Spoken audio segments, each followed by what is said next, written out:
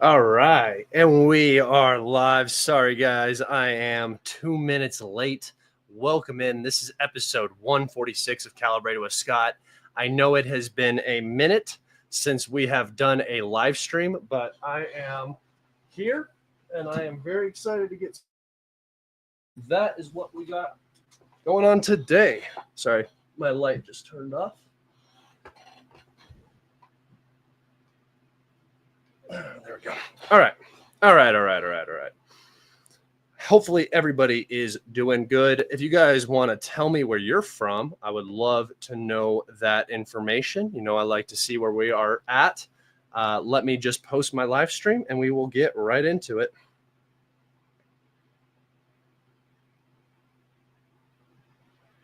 All right, there's one. And there's two. All right. Ottawa, Canada. Bosque County, California. Nice. Kansas.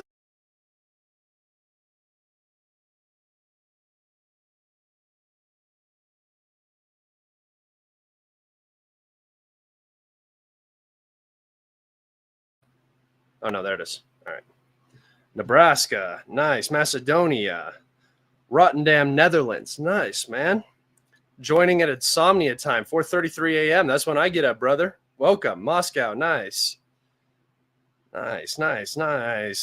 Santiago, Chile. Nice. Berlin, Germany. Nice, guys.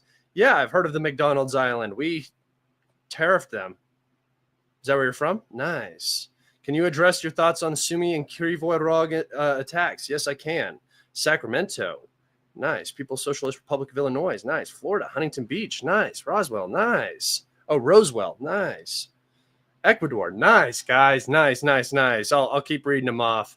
New Mexico. Nice. Illinois. Nice. All right. Okay, guys. Let's go ahead and get into it. We have quite a few updates to go over today. So we are just going to hop right into those, starting with Hong Kong. Nice. Illinois. Nice. British Columbia. Nice. Antarctica. Doubt it, but nice. All right. Starting with the Kursk Sumy region, we have a confirmed Russian advance here in the south, capturing the village of Gievo. And pushing towards Gornal down here, the last really remaining village under Ukrainian control in the Kursk region. Oleshina up here is still in the gray zone, but it doesn't appear that there are many Ukrainians, if any at all, in this area. So this is the last remaining little piece of territory here. We haven't got confirmation of any further Ukrainian assaults in this region. I haven't seen any geolocations. This does not mean that they have left this area, only that we have not seen any updates so far. All right. Moving down to the Kupiansk area, we have just a small update here in Kamyanka. Excuse me.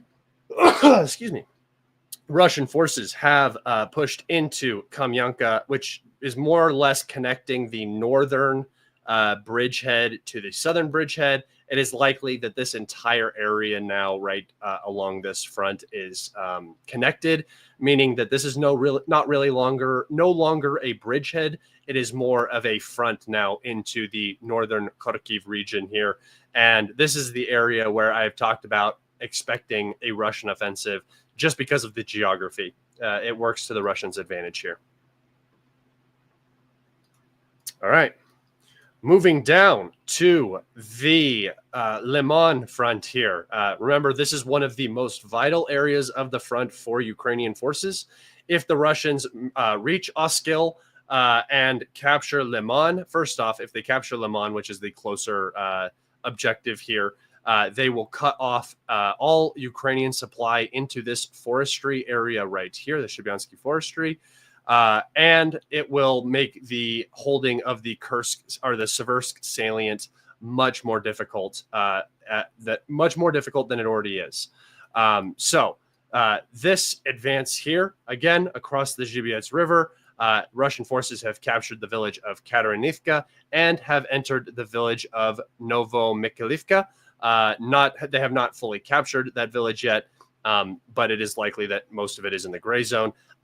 This is an area of the front where I've been rather surprised. Oh, I got rid of myself. Hold on. You missed my dogs. Oh, well, I can help you with that. Hades. This is the part of the front right here, Liman, where I did not expect the Russians to see as much success as they have been seeing.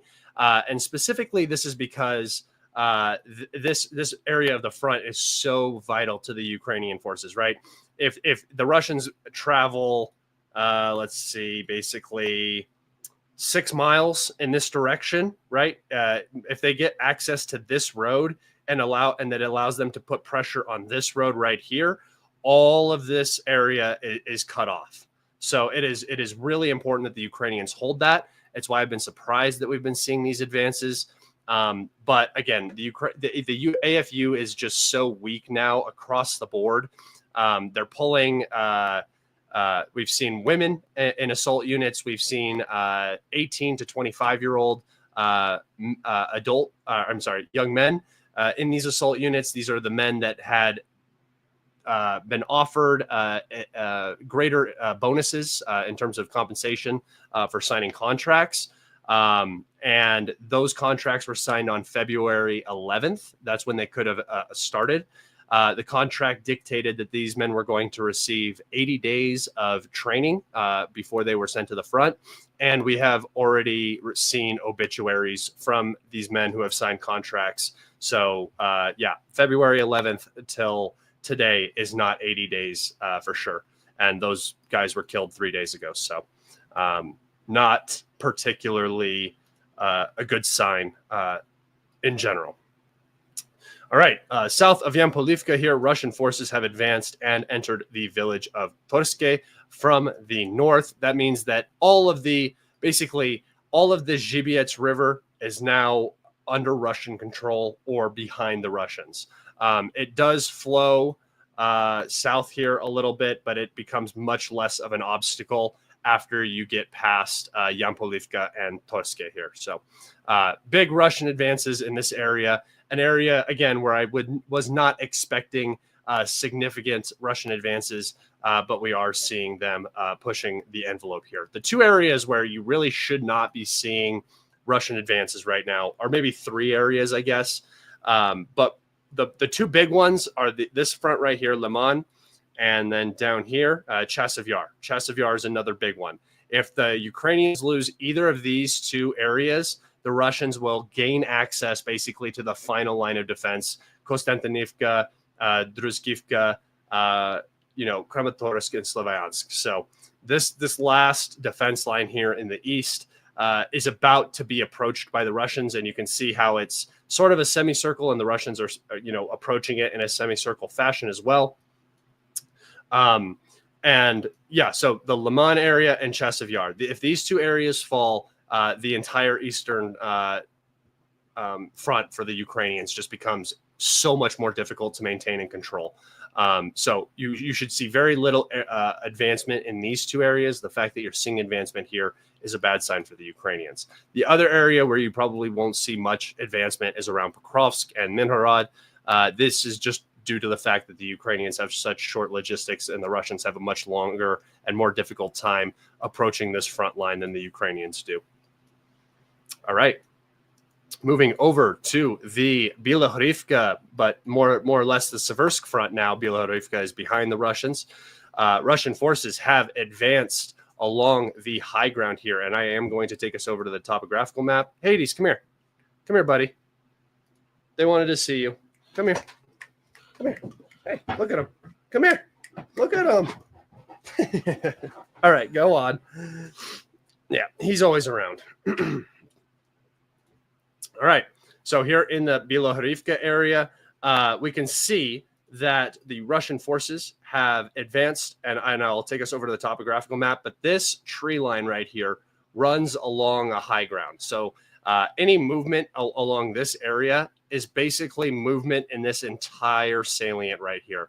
All the Russians have to do is progress down to about this area, and they will control all of the high ground leading up to Siversk. So I'm going to take you over to the topographical map real quick, and we will look at that.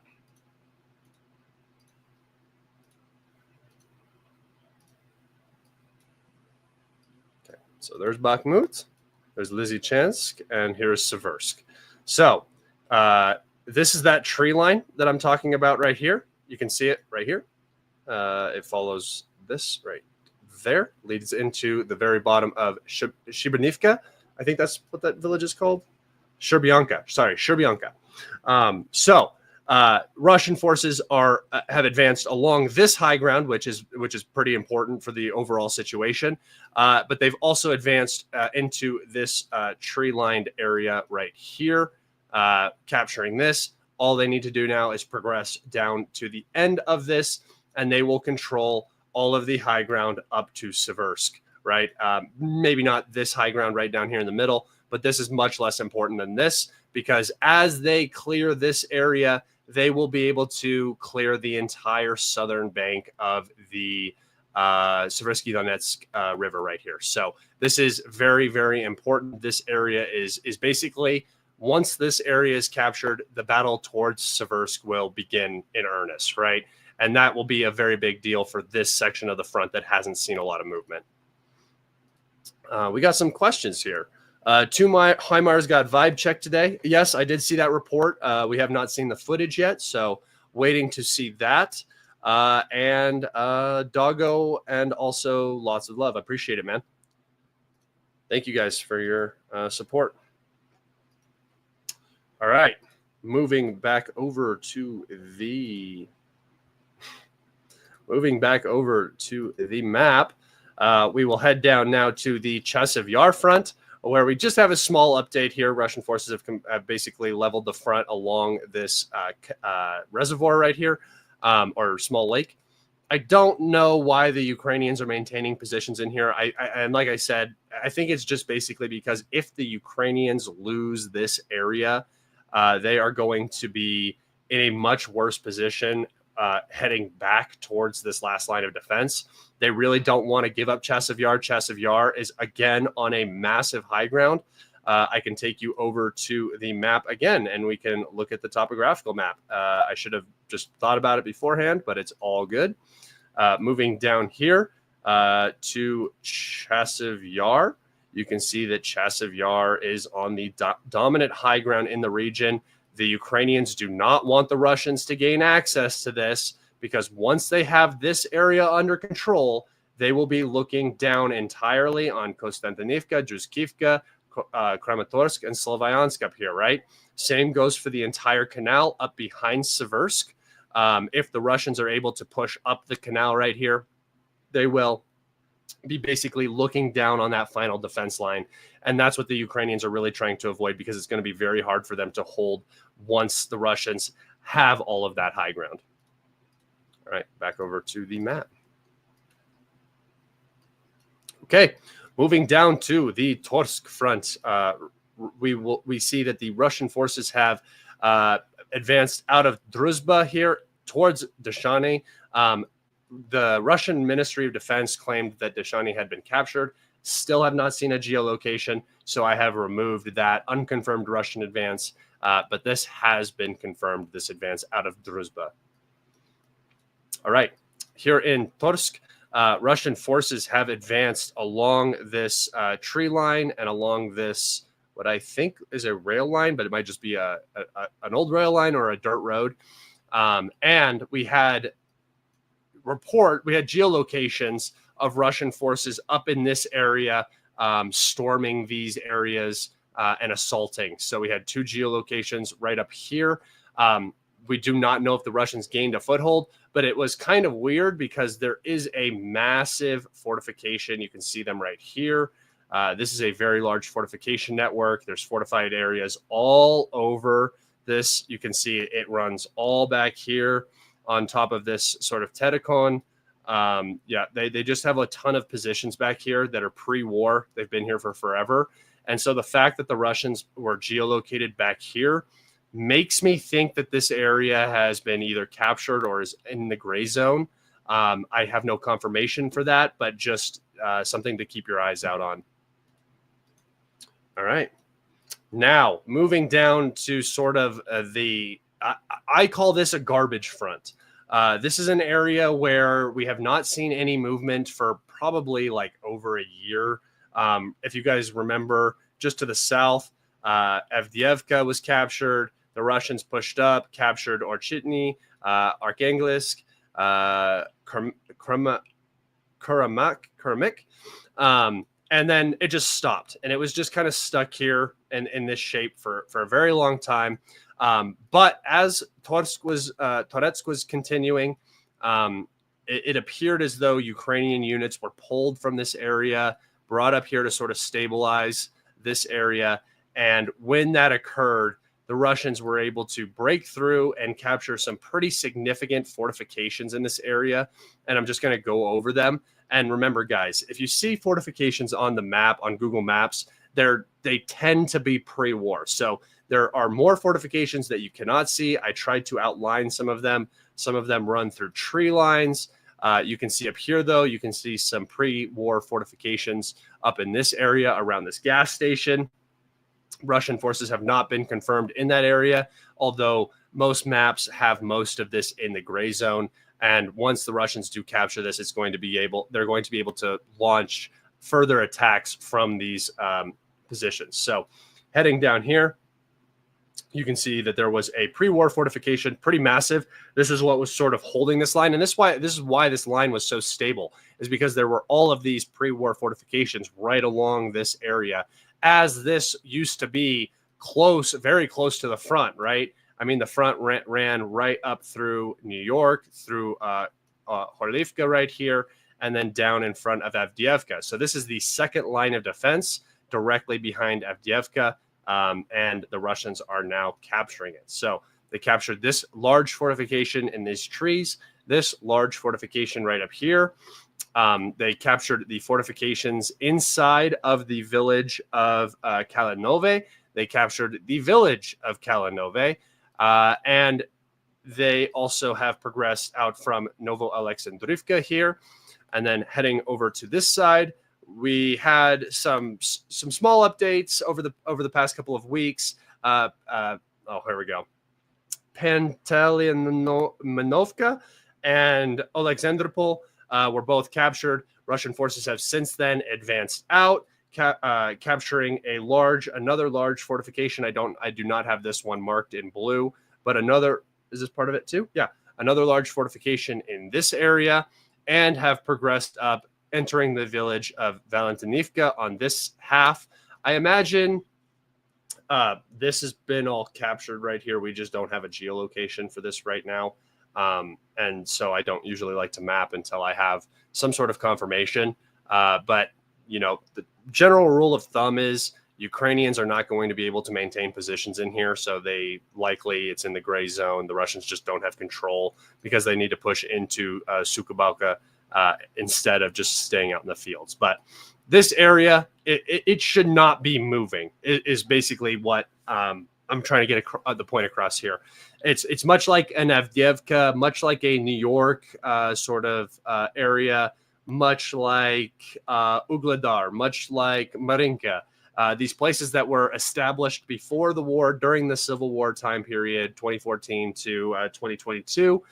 And they are just incredibly sturdy and difficult obstacles to overcome for the Russian military. And the fact that they have captured 1, 2, 3, 4, and likely have made the Ukrainians evacuate from this fifth one is a very, very bad sign, as this part of the front was, when you have a stable part of the front become not stable, it puts everything into sort of a weird liquid state where the Ukrainians are going to be forced now to rotate troops to what used to be a very minimal front and actively throw resources at this to prevent the Russians from pushing up and closing in on Konstantinivka.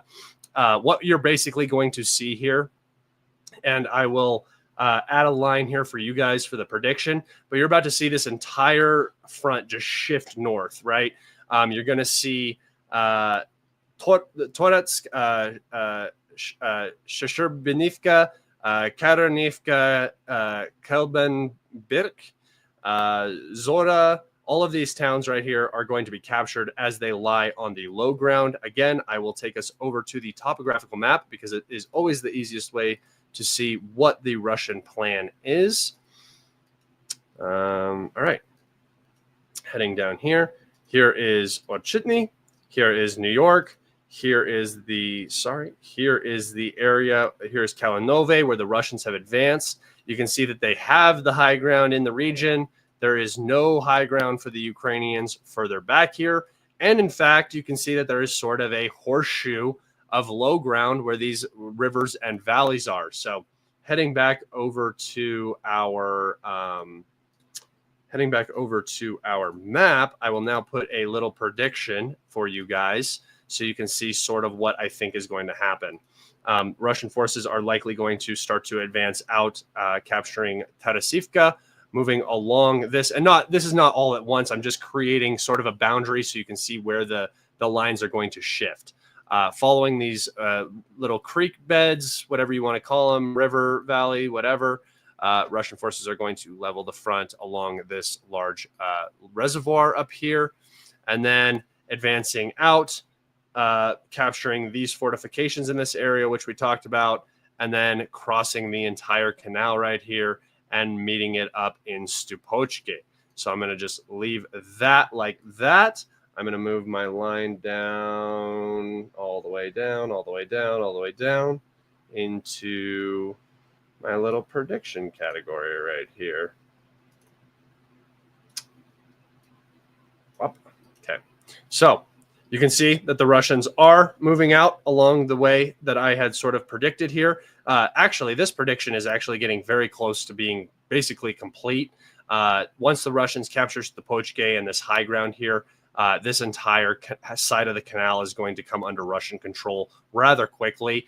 And, you know, the Ukrainians have lost now the city of Torske. So this entire, like I said, the entire front is just going to shift north from this area. So I'm going to now go to this line and make it a different color and thicken it. Let's go something like that. Yeah.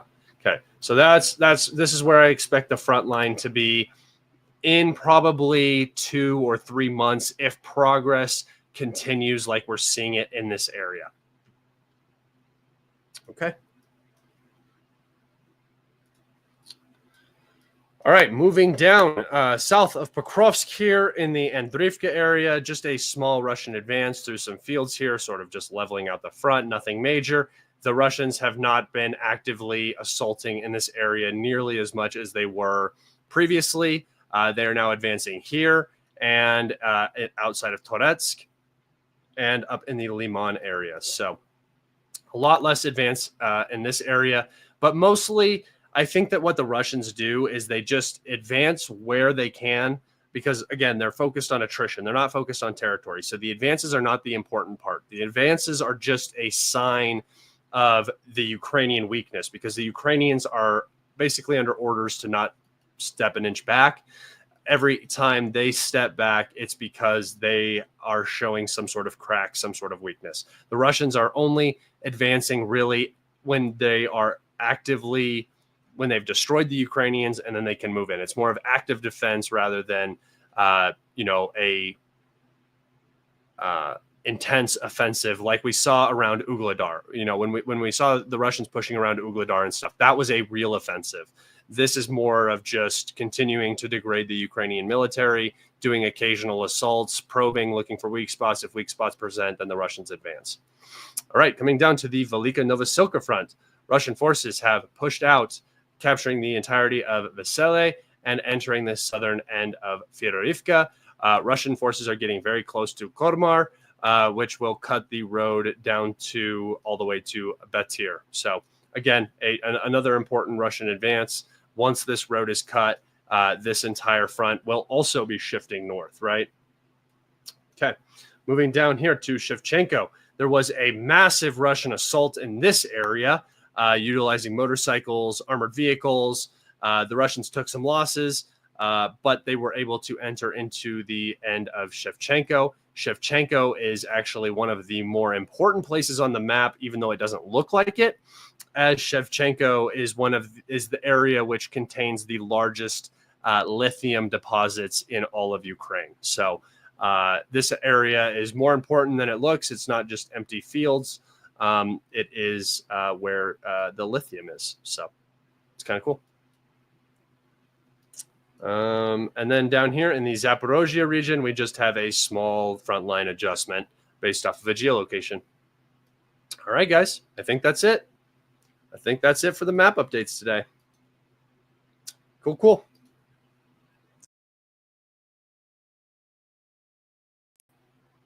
Why is it so small? There we go.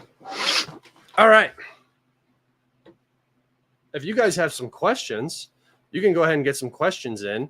I am going to show you a few of my a few posts on Twitter here. I'm just going to show you guys some of the stuff that has been going on.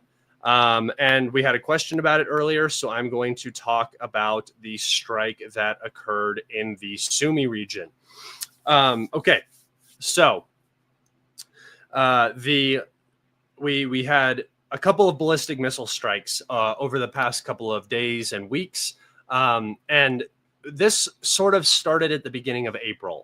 People think that it is somehow more newer than it is. But this seems to be a rule of engagement change by the Russians.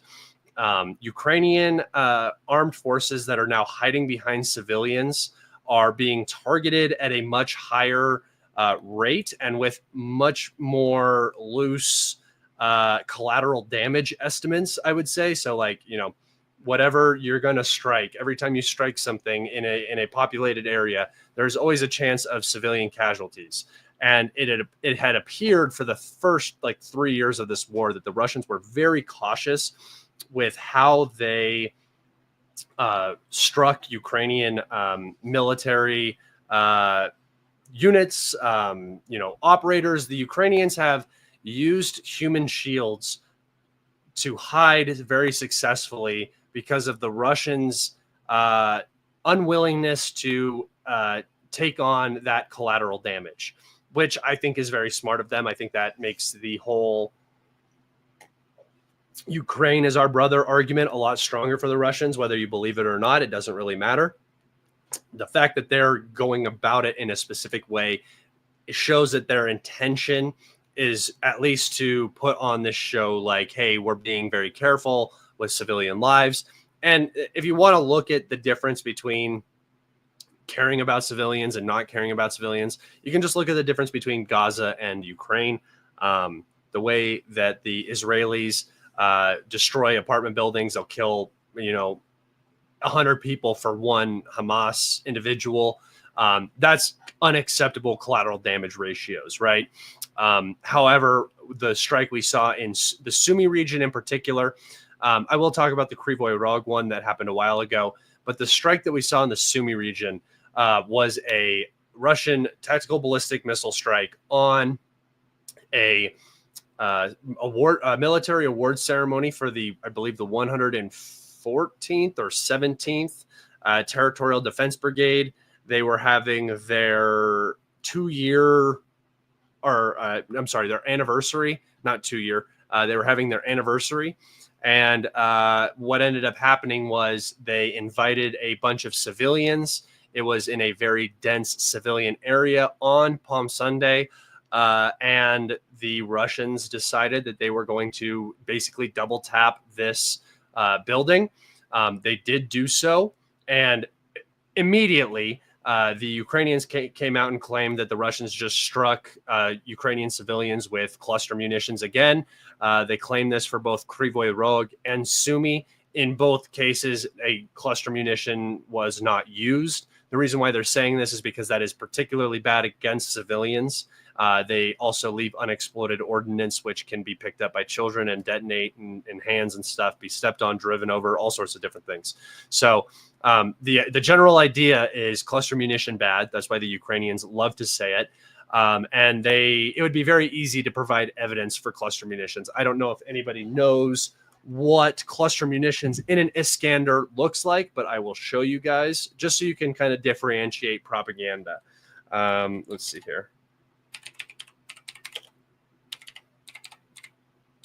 All right, I'll just get an image here. Yeah, this is the one that I used in my post.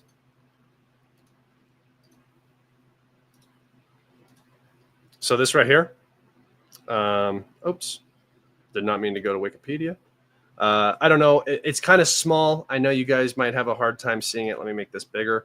But this over here, this right here, this is the cluster munition cartridge that, let's see. Can I see? Oh, this one's a little bit bigger. Here you go. So this is what would have fallen if they would have used cluster munitions. So this this internal sort of control device, it just holds the cluster munitions in, and then once the missile reaches its target, it opens up and it disperses those cluster munitions. The Ukrainians should be able to pick up roughly 10% of those submunitions and say, look, the Russians use cluster munitions on civilians. Here's the proof right here in my hand. Because generally, when you use a cluster munition, 90% of the submunitions explode, 10% are duds. That's just like a general rule. And that's why they're so dangerous, because they leave little bombs everywhere for civilians, like particularly kids that pick them up like they think they're toys or something. So they would have those submunitions, but they would also have this giant piece of the warhead. They have not presented any such thing. And the explosion, the actual mushroom cloud and everything was not conducive with cluster munitions. So that is propaganda, and we don't need to look at that anymore because cluster munitions weren't not used. I could have told you immediately that they were not used, because the fact that there was a large mushroom cloud at the site of the explosion basically ensures that it was either HE fragmentation warhead or some sort of penetrating warhead. And it was most likely a high fragmentation warhead, HE fragmentation. So that is sort of what happened in the Sumy region. I'm actually going to take you over to look at some posts, because a day after that strike in the Sumy region, which, the mayor of Sumy had come out and talked about it. I'll show you guys. I'll actually just show you guys sort of the whole timeline here. Let's see. The Sumy strike. Okay. Yeah, here we go. Just make sure everything looks good. Yep. All right. So here we can see we had Igor Mosushchuk. I don't know how to pronounce his last name, but he got on Telegram immediately and started talking, or maybe not Telegram. Is this Telegram? I can't tell. I hope that in Sumy they are already detaining the head of the OVA and the People's Deputy, #GreenKnit, Anachenko, who so wanted to get some PR at the festive, awarding the soldiers of the 117th Brigade of the TOR on the occasion of the 7th anniversary of its creation. So 7th anniversary, not 2nd. This man promoted the military awards in Sumy and gathered there not only soldiers, but civilians and especially children. So this was immediate. They came out and said that the Ukrainians had intentionally invited civilians to this military event. And they probably did so because they are under the assumption that the Russians will not kill civilians to kill military assets and targets. They were mistaken. The Russians did strike this center, this event center. I don't know what the actual place was. And they ended up killing, I believe, 34 civilians is the rough number. There was a bus passing by at the time, just sort of luck of the draw, but it was also a very busy area. But there was very clear evidence of Ukrainian military casualties. There were vehicles that had markings on them, which very clearly show that there was military present at the time. And later on, we got confirmation of some obituaries. So first and foremost, Colonel Yuri Yula, commander of the 27th Rocket Artillery Brigade, was reportedly killed as a result of a Russian Iskander ballistic missile strike on Sumy the other day that resulted in civilian casualties. He was one of dozens of military officers and personnel present at the awards ceremony in the center of Sumy. Either the Ukrainians thought they were safe behind human shields and had the ceremony, or they knew that they were putting the civilians in harm's way by doing this in the middle of a densely populated and active civilian area. So this was the first individual, colonel, obviously very important. And this individual is in charge of the 27th Rocket Artillery Brigade. Does anybody know what the 27th Rocket Artillery Brigade is responsible for? They're actually the only brigade that is responsible for this weapon system. What would that be? HIMARS. So they got the king of the HIMARS, basically, is what this strike was. They took out the commander of the multiple units that have been given U.S. HIMARS systems. So this is a massive hit to the Ukrainian armed forces, a massive strike by the Russians, and immediately the Ukrainian propaganda around this entire thing fell apart. So here's some additional information.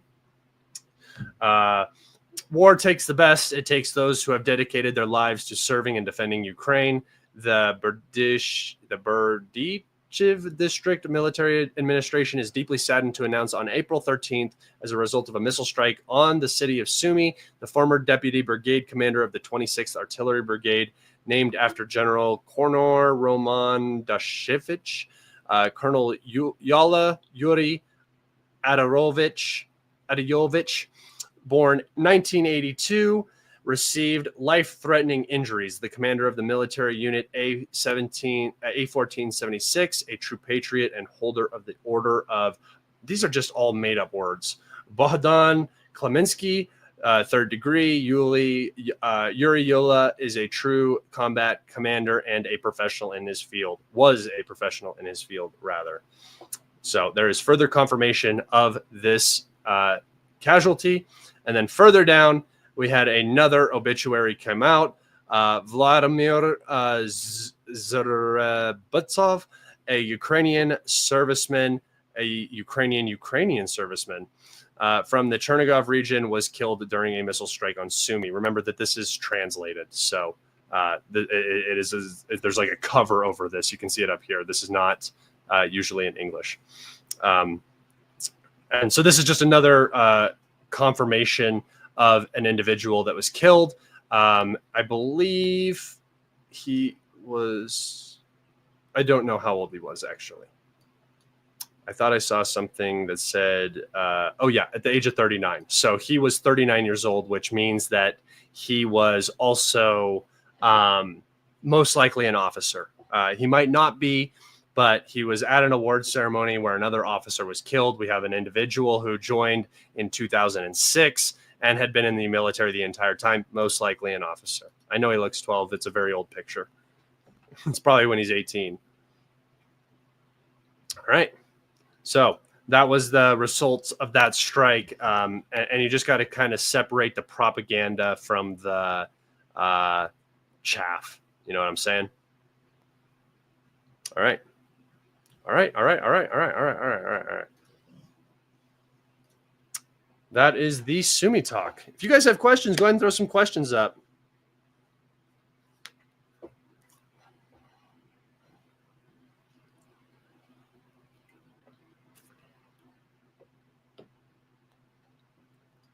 When do you think this big Russian offensive is going to kick off and where? I don't think it is. I think you're going to see just enhanced pressure across the entire front line until the Ukrainians break. You guys, offensives are they're just casualty risks. Every time you put yourself out, You're going to be getting hit by FPV drones. You're going to be running over landmines. Why? The Ukrainians don't have enough manpower. They don't have enough equipment. Their morale is breaking, and the West is exhausted. They're done supporting Ukraine, right? They're failing to put anything substantial together. They're failing to get negotiations done. It's just not working out. So why change a winning formula? If you're impatient, that's fine, but patience is a virtue. And in battle or in war, winning is more important than doing something in an X amount of time. And the Russians have a winning formula right now. So why change it? If it ain't broke, don't fix it. And what the Russians are doing is working. And it's clearly working because you have the West begging for negotiations, begging for ceasefire. That's what they want because they cannot continue at the current pace. So the Russians just continue at the current pace until the Ukrainians can't. And then the big offensive comes. Then the pushing comes when the Ukrainian army is no longer a threat, at least a stable, consistent threat. Kalibrated. What % likelihood do you think the Russians will receive all 4 territories in the end? 100%. 100%. I know the Russians will get Kherson, Zaporozhye, Donetsk, and Luhansk. They will also probably maintain presence in Kharkiv and Sumy, which in my opinion means that those oblasts will also be fully captured. In my personal opinion, I think it's almost 100% chance that they will go all the way to the river. I really don't see any point in them stopping because the West is not going to agree to anything close to Istanbul Plus. Ukrainians are never going to agree to any of that. So just continue and make the river your line. Do you see a total collapse by the summer? No. So this is something that I think people. This is a real possibility. I'm not saying no, absolutely, but I think the Ukrainians have a little bit more time than people give them credit for, and a lot of people get on my case because I've been doing this collapse series on my Twitter, and my whole point in saying this is that the Ukrainians are failing their most basic objective, which is not let the Russians advance anywhere. And the fact that we are seeing these in very important and crucial areas being captured by the Russians at a pace that you haven't seen ever before throughout this entire conflict since 2022, those first days, is a very big deal. And to ignore that is ignoring a major focal point of this actual conflict.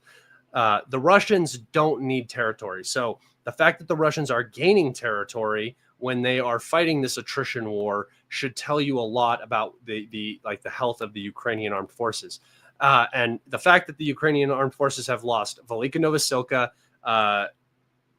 Kharkove, Ugledar, Pokrovsk is surrounded. They've lost Torske. The Russians are pushing on Liman. They're already over the Oskol River. They're pushing into Sumy region. The Russians are advancing in all of these areas, and we just get so complacent and used to things because it's, now it's day to day we get Russian advances. In 2022, 2023, it was like week to week we might get a tree line here, a village maybe eventually. It was so slow. Now it's village gone, village gone, village gone, village gone, village gone, village gone. It's like every day I report a new village has been captured. That is a completely ridiculous pace compared to a year ago or 2 years ago. So I think you just have to sort of change your perspective on it a little bit and realize that things are rapidly changing and happening at a very quick pace. You're just used to it now because it happens day to day, right? And your days are 24 hours. So it doesn't seem like it's so fast, but it is. Let's see. What about Kryvyi Rog? This was a similar instance. We're talking about a missile strike that happened in Kryvyi Rog that resulted in civilian casualties. However, when we're looking at Kryvyi Rog, the Russians, I believe that missile was shot down. I believe that because the impact, the crater was not that of an Iskander ballistic missile. We did see that if it was not cluster munitions based off of the mushroom cloud, it did look like a unitary warhead, but it did not hit the target. It landed basically in an open area. And like I said, the crater was not indicative of a Russian ballistic missile. It almost looked like an AD explosion, like a Ukrainian air defense rocket hit the ground. The only reason I don't know if that's the case is just the overall size of the explosion, how far the shrapnel went and everything. It makes me think the Russian missile might have been shot down because it missed by like almost 100 meters from its intended target and did not. I mean, it was like if the Russians wanted to kill civilians, they would have dropped it on a movie theater or a mall or, a dance recital or something like that. This just kind of landed out in the middle of the open, and it didn't do any significant damage like you would expect an Iskander to. So I believe that missile was intercepted, or there's a potentiality that it was an air defense missile. Although I'm not on the ground, I can't see exactly what happened.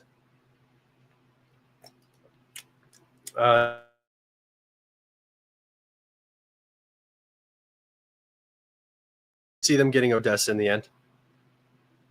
That's a possibility for sure. West Ukraine, the West and Ukraine will never accept Istanbul plus retake Crimea. Oh wait, I'm sorry. The West and Ukraine never accept Istanbul plus retake Crimea. Russia, then you will wish you had agreed. Exactly. And that's the thing is like the deal in 2022 is never going to be on the table ever again. Istanbul is never going to be on the table. Istanbul plus is kind of what's on the table, but it's even more than Istanbul plus now. And they basically denied that. So what comes next is going to be even worse. Great Scott. Do you think Zelensky will ever listen to the voice of reason? Was Sir Vladimir Putin? No, he will not. I was just in Roswell a couple weeks ago. Cool little town. I was heading into Texas, so just passing through. But Roswell's a cool little town.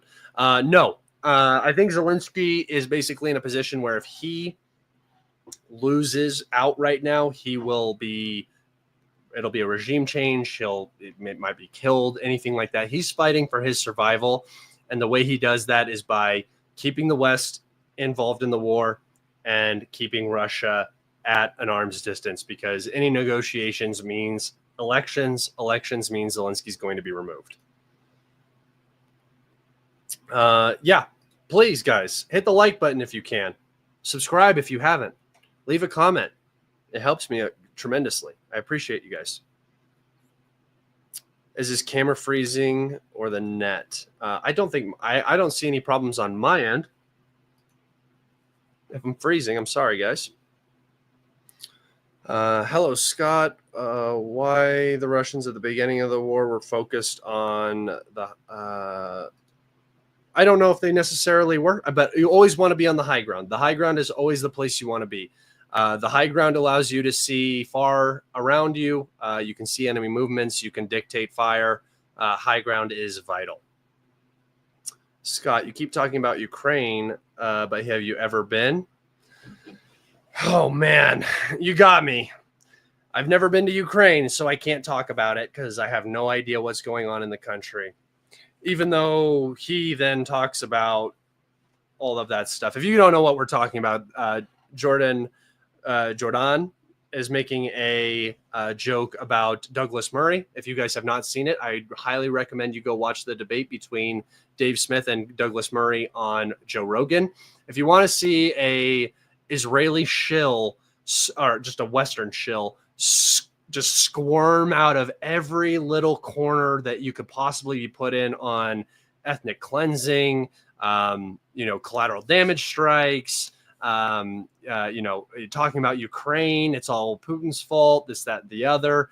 It is so aggravating to watch, but it is such a good watch because you really get to understand how these people really have no defensible position and they have no way to argue.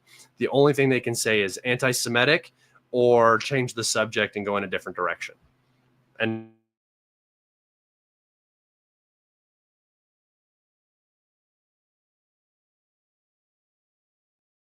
If you guys have questions, go ahead and get them in.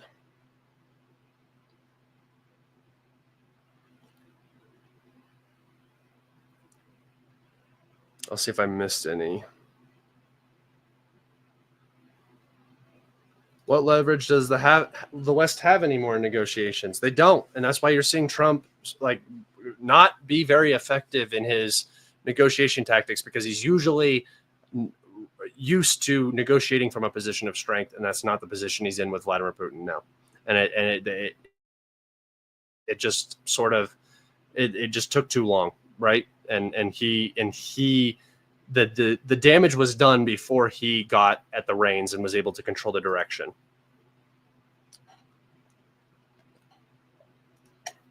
Thank you, Barry, for hitting that like button. I appreciate it, brother.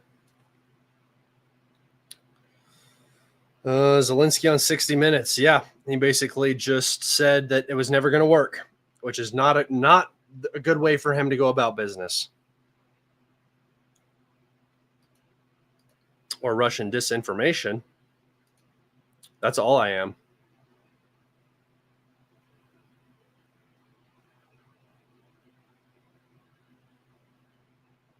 Go to a battle with a troll, Scott. I need a good laugh.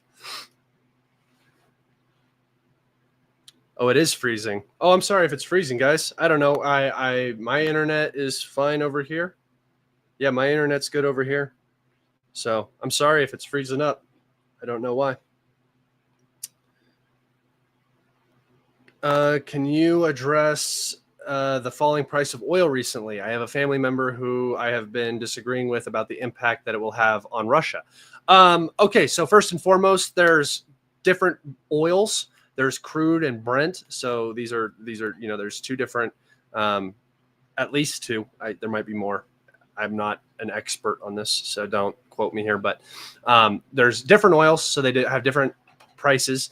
But primarily what you're talking about is there's spot pricing for oil, which Europe does a lot of spot pricing, which means you buy it for what it's worth right now, compared to most of the Russian business is done through like year-long contracts. So they basically lock it in at a certain price, and then that's the price that they get the oil and gas at. The Russians will adjust their currency, as we've seen, at different times to make it worth more or less, depending on what they want to do with oil contracts, different stuff like that. They go around it a number of different ways. The falling oil prices is due to a bunch of different things.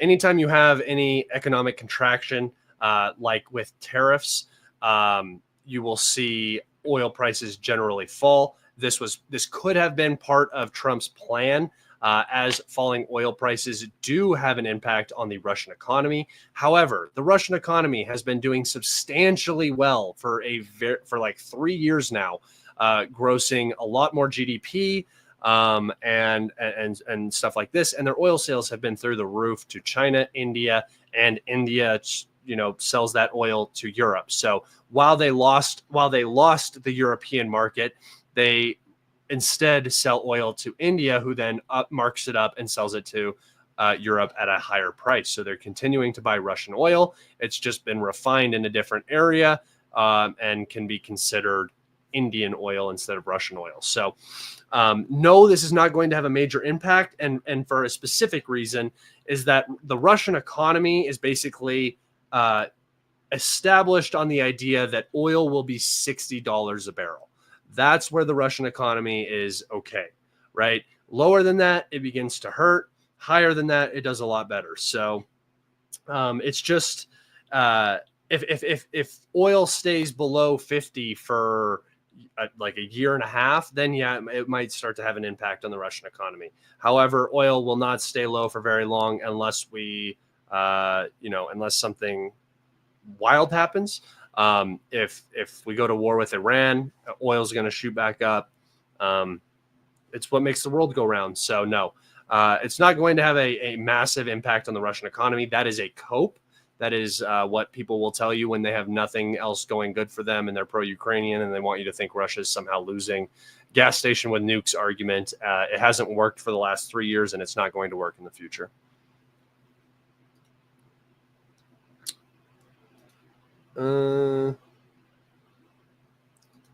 What's up, Paul? How are you doing?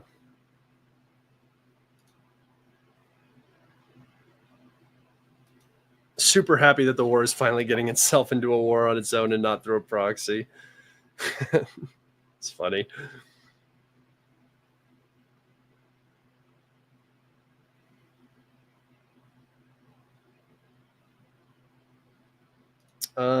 Internet good in UK at 4:30 a.m. Great show, Scott. Appreciate it. Alex Cristofaro and Alex Mercurius shows also great this week. Awesome. I haven't had a second of time at all to do any casual watching of anything. I've just been head down grinding through my life right now. So I'll take your word for it.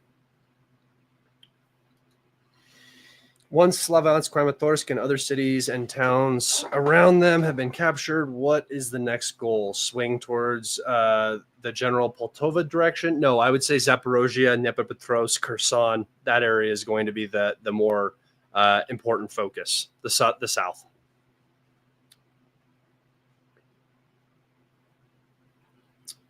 Do you think Trump will chicane this idiot Kellogg anytime soon? Is Kellogg still there? I don't think Kellogg is still there, right? It's Witikoff now. Witikoff is doing most of the talking. I think Kellogg has already been canned. I'm pretty sure. I don't quote me on that, but I'm pretty sure he's already been canned because Witikoff, he was too pro-Ukrainian. Nothing was getting done.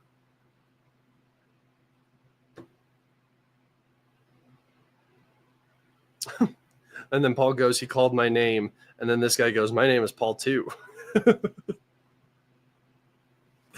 It's funny.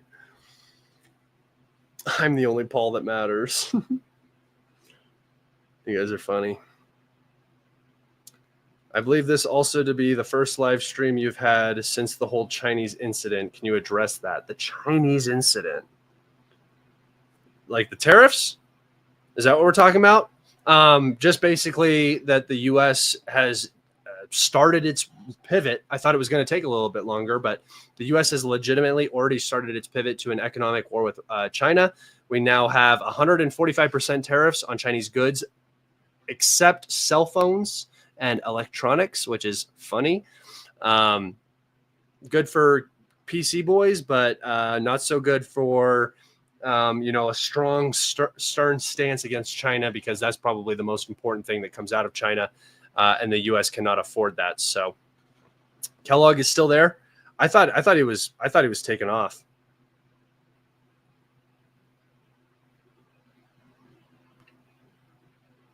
Oh, is Kellogg really meeting with Zelensky? Yeah, I don't know why he's still there. He's awful. He should not be in that position. Anyway, China called the U.S.'s bluff, and the U.S. is just not in a good enough position to actually wage this economic war on China. I think we're still going to continue it because taking these tariffs off now would look incredibly weak and like a failure. Yeah, this is just the general direction. Europe is going to try to take over for Ukraine. The U.S. is going to focus on China and help Israel take out Iran. So, division of labor, boys.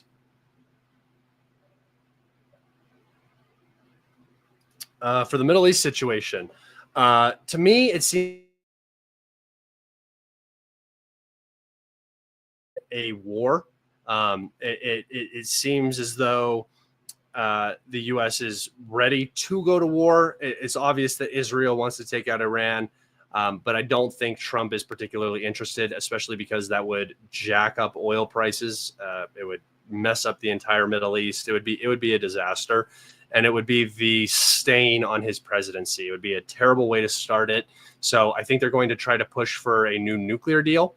If I was the Iranians, I would take that nuclear deal and then I would just build a nuke, because I would be looking at North Korea and I would say they don't want North Korea to exist, but North Korea exists because it has a nuke, right? And that's, if I was Iran, I would just get the nuke. The only reason the U.S. doesn't want Iran to get a nuke, the reason why Israel does not want Iran to have a nuclear program, is because having a nuke creates deterrence, and Israel cannot allow Iran to be able to justifiably deter them at all times.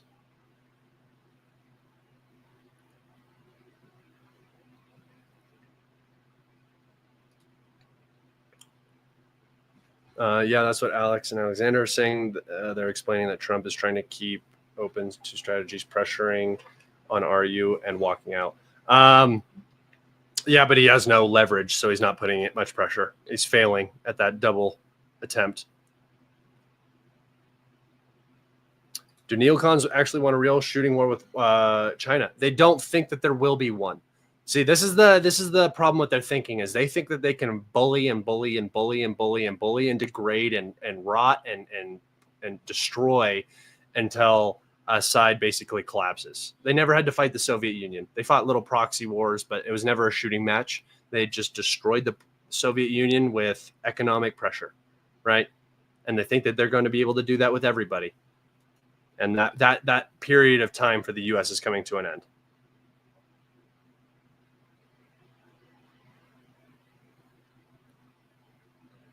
All right, guys, I'm going to wrap it up there. That is an hour. My throat is killing me. I appreciate you all being on here so much. If you guys could leave a like if you haven't, just leave a little comment. I like to go through them and look at them and click the like button on them and stuff. I appreciate you all in here so much. I'm going to try to do a couple more of these this week. And I know I say that regularly, but I just got so busy last week and now I got a little bit more time. So I should be doing more live streams more consistently now. Thank you guys for showing up tonight. I appreciate you all and be safe this week. Have a great week. Good Monday. Happy Monday, everybody. I'll see you on the next one.